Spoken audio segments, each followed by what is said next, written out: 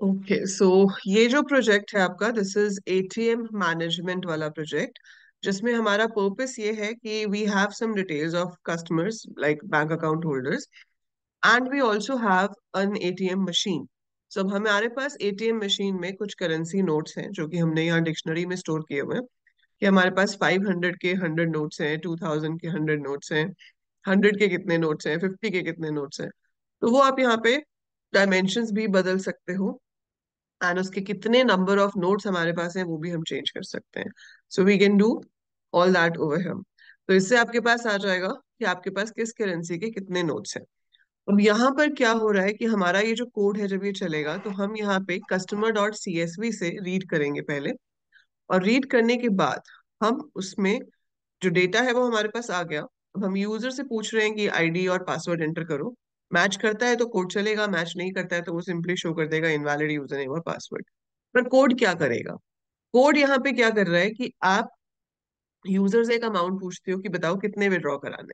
तो पहली चीज तो ये होगी कि मेरी CSV फाइल में जो स्टोर्ड है कि उसके पास बैलेंस कितना है, आप जो अमाउंट विड्रॉ कराना चाहते हो वो उस बैलेंस से कम होना चाहिए। अगर वो उस बैलेंस से कम ही नहीं है तो हम विड्रॉ भी नहीं करा सकते। हम विड्रॉ ही तभी करा सकते हैं जब उतना बैलेंस हमारे पास है।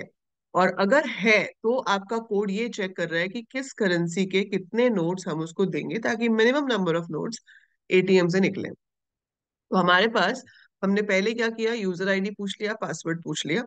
ये जो फंक्शन यहाँ पे यूज हुआ है टाइम डॉट स्लीप 5, इसका पर्पस सिर्फ इतना होता है कि ये एग्जीक्यूशन को होल्ड कर देता है for the given number of seconds. तो जैसे यहाँ पे सर्चिंग लिखा हुआ आएगा तो ये सिर्फ एक इफेक्ट दे रहा है कि भाई सर्च कर रहा है तो टाइम लग रहा है ना। 5 सेकंड का टाइम लगेगा, उसके बाद वो बता देगा कि भाई इनवैलिड है या फिर सही है। अगर तो मैच कर गया तो हम प्रिंट कर देंगे वेलकम और यूजर का नाम, और फिर आगे आपका कोड चलने लग जाएगा। और अगर मैच नहीं किया तो it will be invalid user name and password. ठीक है। अगर मैच कर गया तो हम उसको दो ऑप्शन शो कर रहे हैं कि या तो आप विड्रॉ कर सकते हो मनी, या फिर आप बैलेंस चेक कर सकते हो। क्योंकि कुछ एटीएम मशीन ही होती है जहाँ पे डिपॉजिट होता है। नॉर्मली एटीएम मशीन या तो विड्रॉ करती हैं या फिर आप बैलेंस चेक कर सकते हो। तो हमने उसको ये दो ऑप्शंस दी। यूजर अपनी ऑप्शन चूज करेगा कि उसको क्या करना है, उसको विड्रॉ करना है या उसको बैलेंस ही चेक करना है। अगर उसकी ऑप्शन इन दोनों में से कोई भी नहीं है तो हम उसको प्रिंट कर देते हैं थैंक यू फॉर विजिटिंग, और हम इसको बंद करा देंगे क्योंकि उसने सही ऑप्शन चूज नहीं करी। बट अगर उसने सही ऑप्शन चूज की है, लाइक उसने अगर वन ऑप्शन चूज की है, तो हम क्या करेंगे यहाँ पर, टोटल मनी जो है वो हम देख लेंगे कि हमारे पास कितनी है। ठीक है। हमारे पास एटीएम में टोटल कितने पैसे पड़े हैं। तो एटीएम में कितने पैसे पड़े हैं वो कैसे पता चलेगा? जितने 2000 के नोट है मल्टीप्लाइड बाय 2000, जितने 500 के नोट है मल्टीप्लाइड बाय 500, ऐसे करके मेरे पास टोटल मनी आ जाएगी। अगर मेरे पास मनी ही जीरो है तो मैं कह सकती हूँ all money finished, come tomorrow या कम लेटर। ठीक है। अब उससे हमने पूछ लिया how much money you want to withdraw. अब वो मनी हमने उससे पूछ ली कि उसको कितने विड्रॉ करने हैं। अब ये जो आई है, ये बेसिकली क्या है, वो रो जो हमने कहाँ से रीड की थी, CSV फाइल से। So since we read it from the CSV file, तो आप यहाँ पर क्या करोगे, अगर I2 लेस देन मनी है, मतलब उसका बैलेंस जो है अगर, ठीक है, वो मनी से कम है, तो उसके बैलेंस में पैसे ही नहीं है तो हम विड्रॉ ही नहीं कर सकते। लेकिन अगर है तो हम विड्रॉ कर सकते हैं। तो हम उस अमाउंट को मॉडिफाई कर देंगे, that I2 should be I2 minus money, तो न्यू वैल्यू वहां पर आ जाएगी। और उसके बाद हम यहाँ पर देख रहे हैं कि जो पैसे उसने विड्रॉ करने के लिए बोले हैं वो 10 के मल्टीपल्स में होने चाहिए। मतलब ऑब्वियसली अब मैं 592 रुपीज विड्रॉ नहीं कर सकती, इट विल बी 590 और 580। तो उसके लिए ये कंडीशन चेक हो रही है कि अगर वो 10 से डिविजिबल नहीं है तो इनवैलिड अमाउंट। अगर जो मनी उसको निकालनी है वो एटीएम की मनी से ज्यादा है तो भी हमारे पास उतने पैसे नहीं है, तो हम बोलेंगे please enter amount less than this, ताकि वो विड्रॉ हो सके। अगर ये सारी कंडीशंस ठीक है कि हाँ हमारे पास अब एटीएम में पैसे भी हैं, उसके अकाउंट में पैसे भी हैं, उसने नंबर भी सही डाला है, तो जाकर हम इस कोड पे आएंगे जहां पर हम देखेंगे कि उसको 2000 के कितने नोट चाहिए। मान लो उसने बोला कि मुझे 5000 विड्रॉ कराना है। तो 5000 डिवाइडेड बाय 2000, ये दो इंटीजर, मतलब दो डिवाइड का साइन है, मतलब इंटीजर डिवीजन होगी। सो 5000 अपॉन 2000, वैसे तो 2.5 देता है लेकिन ये आपको क्या देगा, 2। तो R is going to be 2। So that means दो नोट चाहिए मुझे 2000 के। तो मैं चेक करूंगी क्या आर लेस देन है या इक्वल है, तो लेस देन इक्वल टू लगाना चाहिए। क्या R less than equal to है नोट्स आर 2000 के? हाँ, ट्रू है। अगर ट्रू है तो आर को माइनस कर दो और मनी में हम उसको ऐड कर देंगे। तो मतलब 2000 के इतने नोट हमें चाहिए। एल्स हम क्या करेंगे? Money minus notes into this, R is equal to, अच्छा ठीक है, ये लेस देन इक्वल टू है।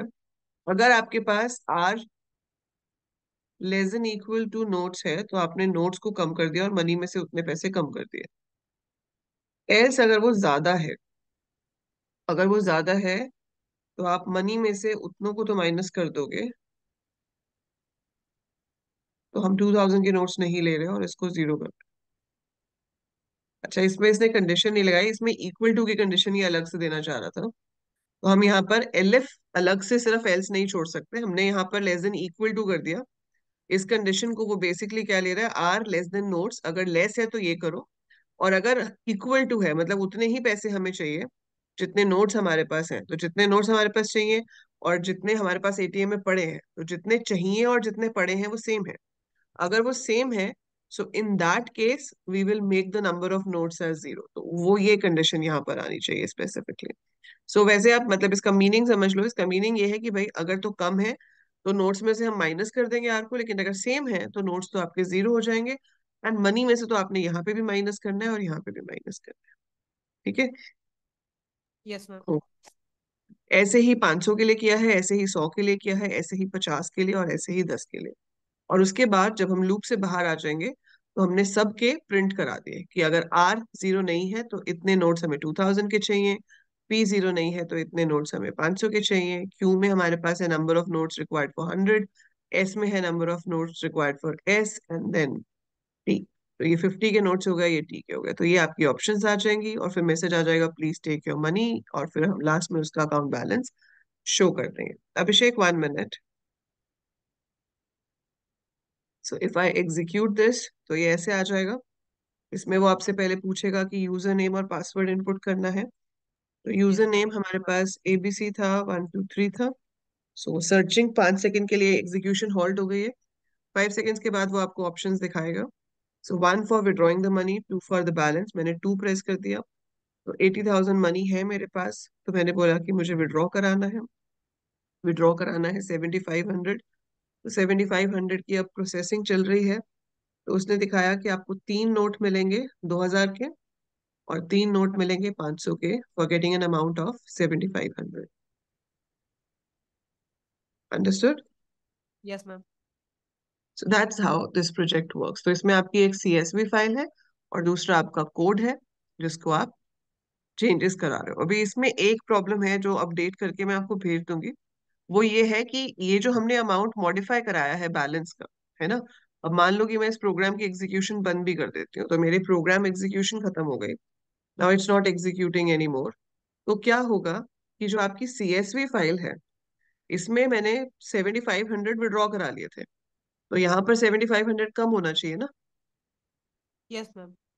वो तो हुआ ही नहीं, ये तो 80,000 ही आ रहा है। So it should be 7500 less. तो उससे क्या होगा कि जो चेंज हमने किया है वो चेंज सीएसवी फाइल में अपडेट भी होना चाहिए, वो अपडेट नहीं कराया। वैसे तो इतना एग्जामिनर इतनी कोड को डेप्थ में जाके चेक नहीं मैम करते, मैंने बट करवा ली। आपने करवा लिया? यस मैम, कल प्रैक्टिकल था। अच्छा हाँ, ठीक है फिर, गुड। सो उसमें मैम आपके आपको पास, पता है। आपको बस अगर या तो आप नहीं भी कर रहे हो तो आपसे अगर पूछ लेते हैं तो आपको पता होना चाहिए कि हमने ऐसी कोई स्टेटमेंट लिखी नहीं है यहाँ पे इससे अपडेट हो रहा हो। तो हमें सीएसवी फाइल अपडेट करनी पड़ेगी ताकि वो चेंजेस वापस हमारी सीएसवी फाइल में हो। Yes ma'am. ठीक है, अच्छा हाँ जी, और बताइए। Yes Abhishek, you had a doubt? Yes, ma'am. What are we doing right now? We are just solving the doubts, और if you have any doubt in the project you can ask. No, ma'am, not right now. I don't have any doubt. But tomorrow you have keyboard for chemistry yes, ma'am. We have pre-board of chemistry. And ठीक है, चलो ठीक है, then you can go and study chemistry if you don't have a doubt right now. Okay, ma'am. Ma'am, do we have a class tomorrow? If you would be free after the exam and you'll be staying in the school, so we can have. Yes, ma'am. Our exam ends at 1:30 and till 2:30 we are there. ठीक है, then I'll take. Okay. Thank you, ma'am. Okay. Okay. Ma'am मैंने आपको send कर दिया। Okay. नहीं आया अभी, refresh करो। मैम यही वाला है, मैंने उसको डिलीट कर दिया। अच्छा, पहले वाले को डिलीट कर दिया।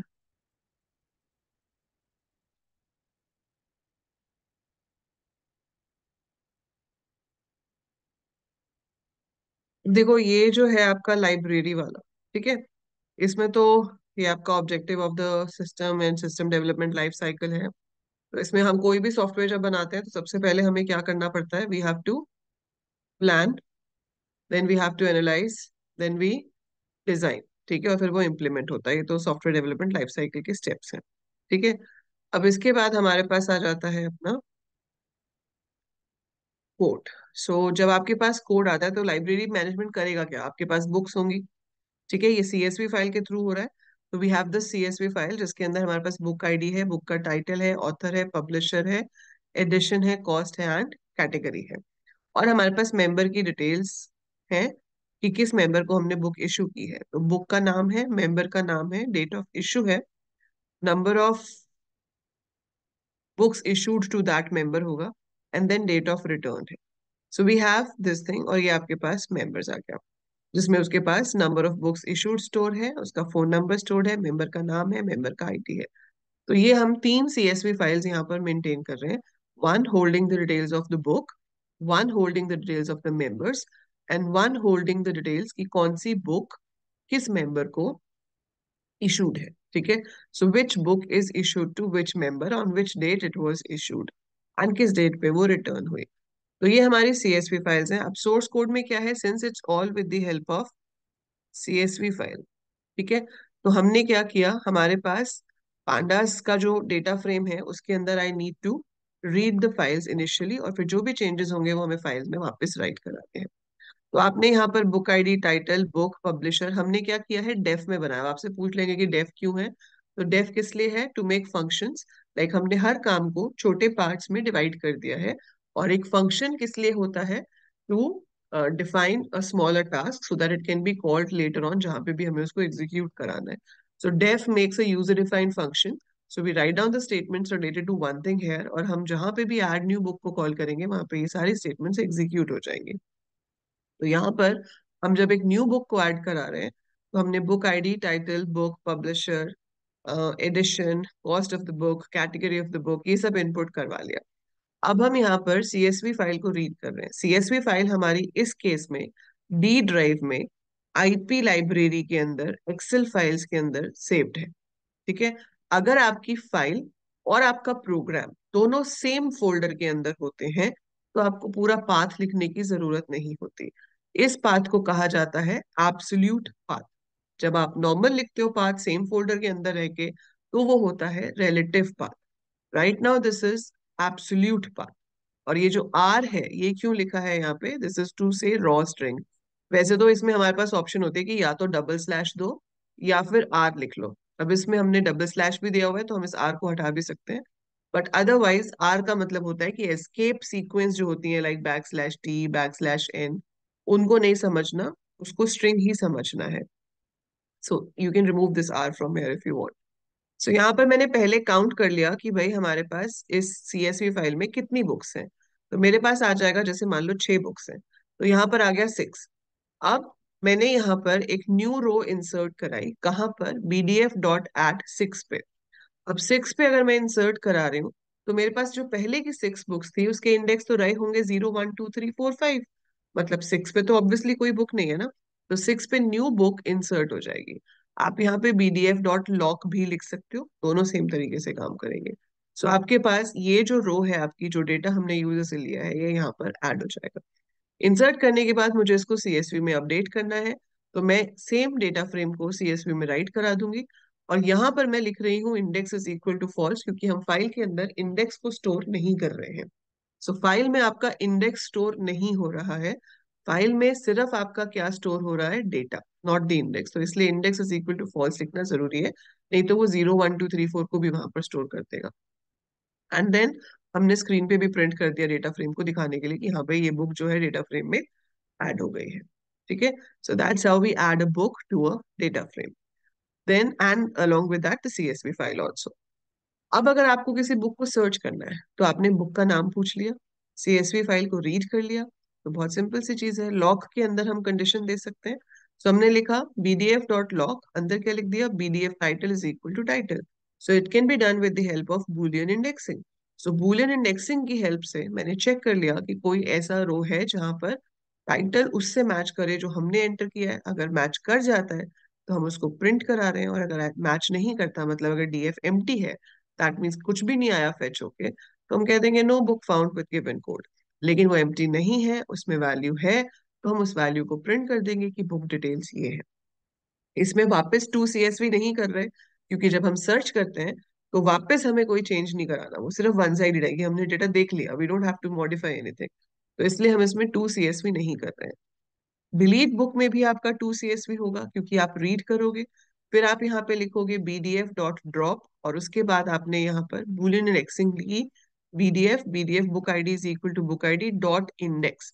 तो जहां जहां पे बुक आईडी मैच होगा वो तो हमें पता है कि प्राइमरी की है। CSV में तो प्राइमरी की अलग से डिफाइन करते नहीं, बट वी नो कि बुक आईडी रिपीट नहीं होगा।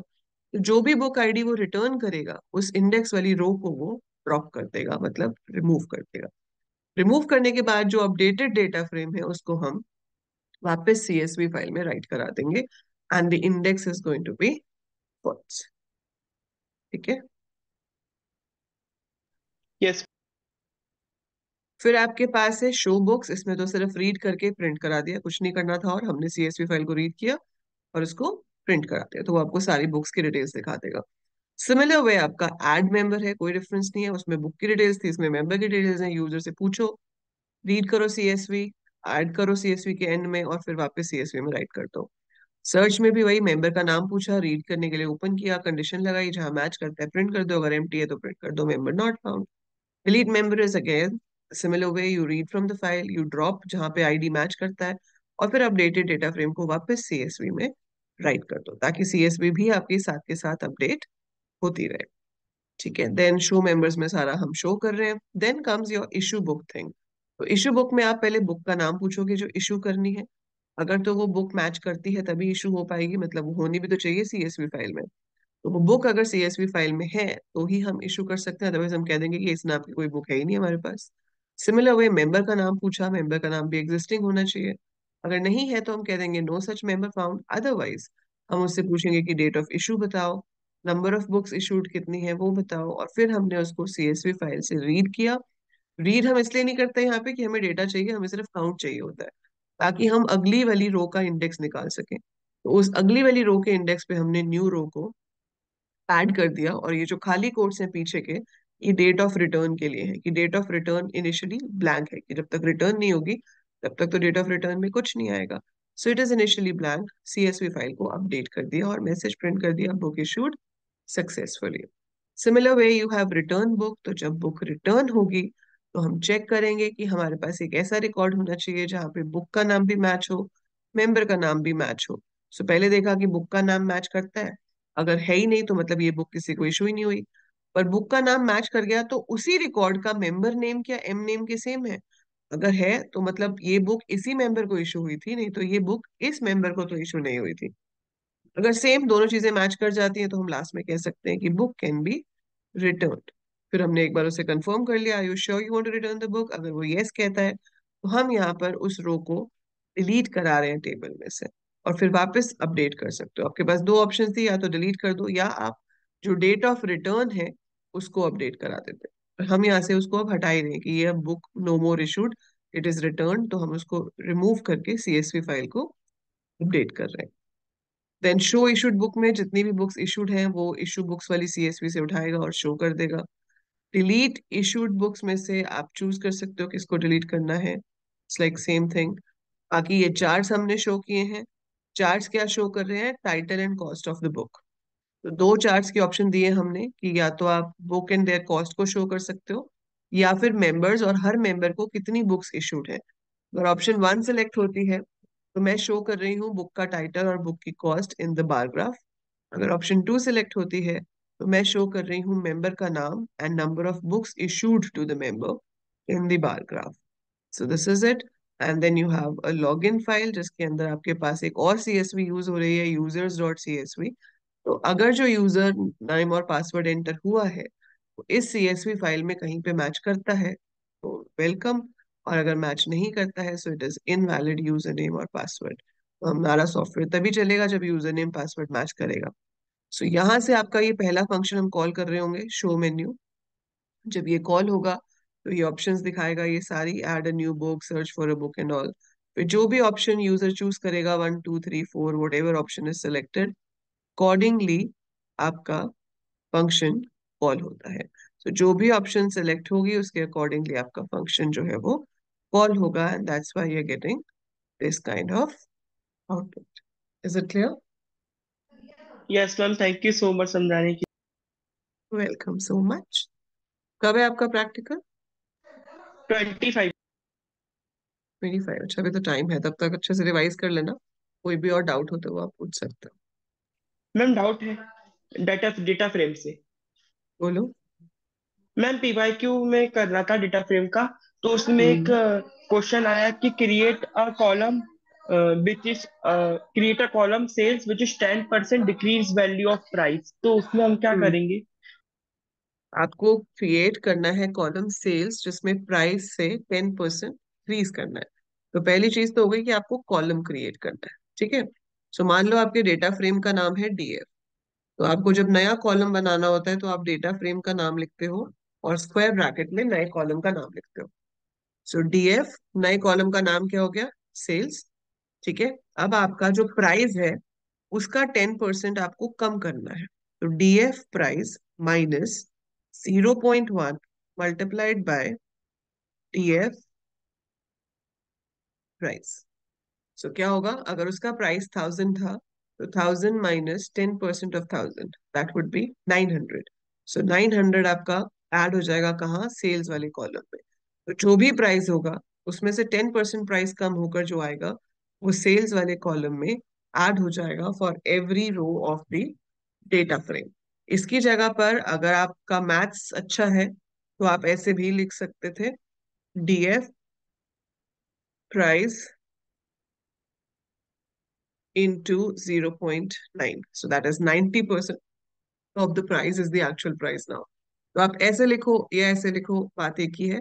पर इतना ध्यान रखना है कि जब भी नया कॉलम बनता है तो आपको डेटा फ्रेम का नाम स्क्वायर ब्रैकेट में नए कॉलम का नाम लिखना है, इज इक्वल टू जो भी वैल्यू आप उसमें कैलकुलेट करके डालना चाहते हैं. क्लियर?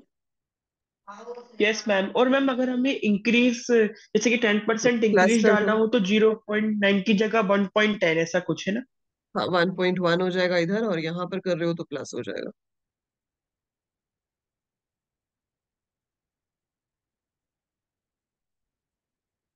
और बताओ. और मैम आईपी के लिए एनसीईआरटी रीडिंग करना जरूरी है वैसे? नहीं, सिर्फ जो आपका सोसाइटी लॉ एंड एथिक वाला चैप्टर है उसको, उसके लिए एनसीईआरटी रीड करनी है, बाकी की जरूरत नहीं. मैम बाकी जो मैंने प्रैक्टिकल नोट्स दिए हैं बस उसको गो थ्रू करो, और जो क्वेश्चंस में प्रैक्टिस कराऊंगी वो साथ साथ करते जाओ. मैम प्रैक्टिकल में प्रोजेक्ट से ज्यादा डीपली क्वेश्चन नहीं पूछते हैं ना?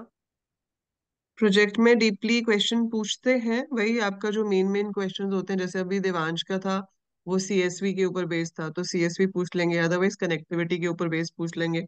आपका वो जो अगर आप एटीएम वाला दे रहे हो उसमें तो कनेक्टिविटी है ही नहीं, तो उसमें यस आपको सीएसवी से रिगार्डिंग ही पूछेंगे कि आप बताओ कि रीडर क्यों होता है, रीडर से क्या रीड होके आता है, सीएसवी की फुल फॉर्म क्या होती है, सीएसवी कैसे स्टोर होती है, why do we use CSV file, आपने माई एसक्यूएल से क्यों नहीं बनाया. ठीक है. अदरवाइज आपको कनेक्टिविटी से क्वेश्चन पूछ सकते हैं कि कनेक्टर किस लिए होता है, कर्सर क्यों बनाते हो, फेच वन फेच ऑल में क्या डिफरेंस होता है, नो लाइक दैट. कोड में से जो भी है वो पूछ सकते हैं. मैम। मैम वो स्टैट की क्वेश्चन प्रैक्टिकल में नहीं देते हैं ना करने के लिए? किसके? किसके? स्टैट स्टैट दे सकते हैं, depends on your school and depends on the teacher. आपको स्टैक का क्वेश्चन भी आ सकता है, को बाइनरी फाइल का भी. कमाक्ष को अभी प्रैक्टिकल में स्टैक का ही दिया था उन्होंने, बट आपको सीएसवी फाइल का भी आ सकता है. आज मैं गई थी एक स्कूल में प्रैक्टिकल देने, आप लोगों की फाइल तो सब अच्छे से है ना, मतलब बड़ा ही बुरा हाल था वहाँ बच्चों का। उनको नहीं कैन इमेजिन, उनको डीडीएल और डीएमएल की फुल फॉर्म भी नहीं आती थी। नहीं, इतना पता मैम, बस फाइल हैंडलिंग में स्टैक नहीं पढ़ा है सही से। वही तो इम्पोर्टेंट है बेटा प्रैक्टिकल के लिए। तो आपके स्कूल में बताया है कि कौन से इम्पोर्टेंट, कब है आपका एग्जाम? कल। हम्म। कल। कल है? तो आपको कुछ बोला होगा कि इम्पोर्टेंट प्रोग्राम कौन से आ सकते हैं इम्प्लीमेंट करने के लिए वहां पे? नहीं, कुछ नहीं। सर ने बोला है कुछ बेटा नहीं? तुम पूरा पढ़ लो, हम देख लेंगे बाकी। बस देख लेंगे तो टेंशन मत लो। मैम हमें तो ठीक है, खुद की फिर यूनिट। अपना सीएसवी फाइल पढ़ के जाओ अच्छे से, क्योंकि आपका प्रोजेक्ट सीएसवी फाइल के ऊपर बेस्ड है। तो आपको सीएसवी वहां पे करने के लिए भी दे सकते हैं, और वैसे भी वाइवा में आपसे सीएसवी पे ज्यादा पूछा जा सकता है। So you should prepare CSV files अच्छे से। सीएसवी फाइल का वन शॉट होगा चैनल पे, उसको एक बार देख लो अच्छे से, आपको समझ आ जाएगा राइटर क्या करता है, रीडर क्या करता है, सीएसवी को इंपोर्ट क्यों करते हैं, हाउ राइट रोज में क्या डिफरेंस होता है। तो जो सीएसवी से रिलेटेड और फाइल के मोड्स हो गए, write, read, append, how they work, so उसको अच्छे से पढ़ के जाना, बाकी सही हो जाएगा फिर। Okay ma'am. ठीक है, and all the best for tomorrow. Thank you ma'am. ठीक है, और कोई तो नहीं है ना अभी? फाइन देन, कोई और डाउट है तो बताइए। नहीं मैम, एज ऑफ नाउ तो नहीं है। Yes ma'am.